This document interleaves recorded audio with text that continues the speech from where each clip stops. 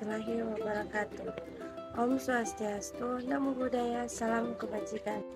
Perkenalkan, nama saya Rifana Lilaki, NIM 2214201154, kelas A5 semester 2, program studi keperawatan, mahasiswi di Universitas Pembangunan Indonesia Manado. Di sini saya akan membuat video ujian akhir semester mata kuliah Pancasila dengan dosen pengampu Aprilia Widya Mandai, SH, SS, MH. Definisi dan konsep Pancasila. Pancasila adalah ideologi dasar negara Republik Indonesia. Kata Pancasila berasal dari bahasa Sanskerta, di mana panca berarti 5 dan sila berarti prinsip atau asas. Dengan demikian, Pancasila terdiri dari 5 sila yang menjadi dasar nilai-nilai yang mengatur kehidupan berbangsa dan bernegara di Indonesia. Berikut ini adalah definisi dan konsep dari setiap sila dalam Pancasila. Sila pertama, ketuhanan yang Maha Esa. Sila pertama, mengakui dan menghormati adanya Tuhan yang Maha Esa. Sila kedua, kemanusiaan yang adil dan beradab. Sila kedua, menekankan pentingnya menghormati martabat, kemanusiaan, dan memperlakukan semua orang dengan adil dan beradab. Sila ketiga, persatuan Indonesia. Sila ketiga, menekankan pentingnya persatuan dan kesatuan bangsa Indonesia. Sila ini mengajarkan bahwa keragaman budaya, suku, agama, dan bahasa di Indonesia harus menjadi sumber kekuatan dan kekayaan bangsa, bukan sebab perpecahan. Sila keempat, kerakyatan yang dipimpin oleh hikmat kebijaksanaan dalam permusyawaratan perwakilan. Sila keempat, mengajukan sistem pemerintahan yang demokratis, di mana kekuasaan berada di tangan rakyat dan dijadikan dengan hikmat kebijaksanaan dalam permusyawaratan atau perwakilan. Sila kelima, keadilan sosial bagi seluruh rakyat Indonesia. Sila kelima, menekankan pentingnya pemerataan kesejahteraan dan keadilan sosial bagi seluruh rakyat Indonesia. Pancasila dalam sejarah negara Republik Indonesia. Pancasila memiliki peran yang sangat penting dalam sejarah negara Republik Indonesia. Pancasila sebagai dasar ideologi negara Indonesia dirumuskan dan diakui sebagai landasan negara pada tahun 1945 pada masa persiapan kemerdekaan Indonesia. Proses perumusan Pancasila dimulai dengan pembentukan Badan Penyelidikan Usaha-Usaha Persiapan Kemerdekaan Indonesia atau BPUPKI pada tanggal 29 April 1949. BPUPKI bertugas untuk menyusun dasar negara Indonesia yang akan menjadi landasan bagi negara yang merdeka. Pada tanggal 1 Juni 1945, dalam sidang BPUPKI, Insinyur Soekarno sebagai Ketua BPUPKI menyampaikan pidato 4 sila sebagai dasar negara. Keempat sila tersebut kemudian direvisi menjadi 5 sila oleh Profesor Dr. Supomo, salah satu anggota BPUPKI. Sumber historis. Sumber historis merujuk pada sejarah dan konteks perkembangan Pancasila.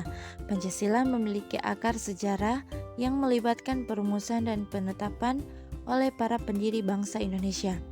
Sumber sosiologis. Sumber sosiologis membahas implikasi dan pengaruh Pancasila terhadap masyarakat dan kehidupan sosial. Sumber yuridis. Sumber yuridis berkaitan dengan implikasi hukum dan kebijakan yang terkait dengan pendidikan Pancasila. Sumber politis. Sumber politis membahas hubungan Pancasila dengan kebijakan politik dan tata kelola negara. Pancasila sebagai dasar dan ideologi negara adalah salah satu konsep penting dalam pemahaman tentang Pancasila.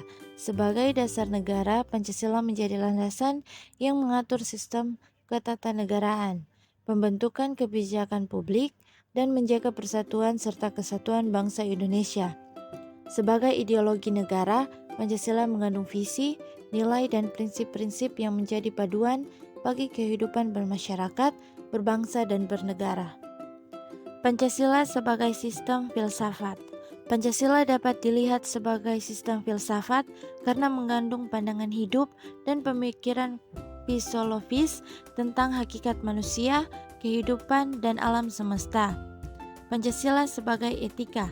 Pancasila juga memiliki dimensi etika yang melibatkan tindakan dan sikap moral individu dan masyarakat. Pancasila sebagai dasar nilai dalam perkembangan ilmu.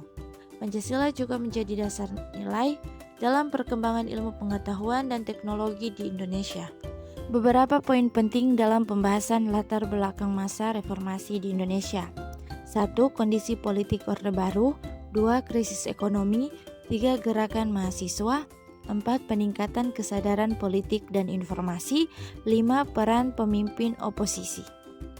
Amandemen 1 dilakukan pada tahun 1999 dan menjadi tonggak awal perubahan Undang-Undang Dasar 1945 setelah masa reformasi. Amandemen 2 Undang-Undang Dasar 1945 dilakukan pada tahun 2000. Perubahan utama dalam amandemen ini adalah pengaturan mengenai pemilihan kepala daerah secara langsung oleh rakyat. Amandemen 3 dilakukan pada tahun 2001. Amandemen 4 dilakukan pada tahun 2002. Setelah dilakukan amandemen terhadap Undang-Undang Dasar 1945, terdapat beberapa perubahan signifikan dalam sistem ketatanegaraan Republik Indonesia. Berikut adalah beberapa poin penting dalam pembahasan perubahan sistem ketatanegaraan setelah amandemen Undang-Undang Dasar 1945.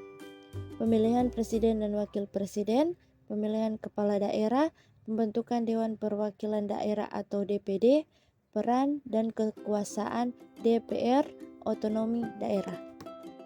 Sila pertama, ketuhanan yang Maha Esa. Implementasi sila pertama terlihat dalam kehidupan beragama masyarakat Indonesia yang menjunjung tinggi nilai-nilai religius. Sila kedua, kemanusiaan yang adil dan beradab.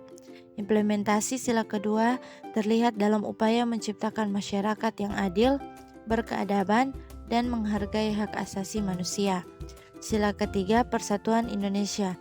Implementasi sila ketiga dapat dilihat dalam upaya memelihara persatuan dan kesatuan bangsa.